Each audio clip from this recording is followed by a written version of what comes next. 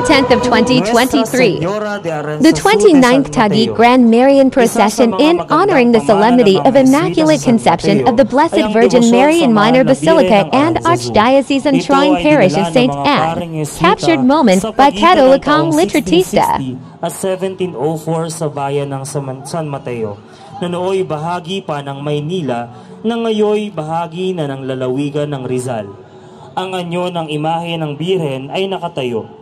Dito nagsimula ang pamiminto sa mahal na Birhen ng Aranzazu, kung saan kinilala siyang patrona ng bayan sa loob ng mahigit na 300 taon. Ang imahen ay nakatayong Birhen ng Aranzazu ay tumatak sa puso ng mamamayan ng San Mateo.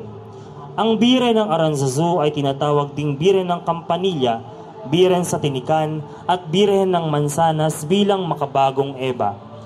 Ang imaheng nasa ating harapan ngayon ay nasa pangangalaga ni Ginoong Brando Narido at kanyang pamilya mula sa Barangay Santa Ana, na kung saan tampok din ang isang matandang debosyon sa mahal na Birhen sa parehong titulo. Nuestra Señora de Aranzazu, ipanalangin mo kami.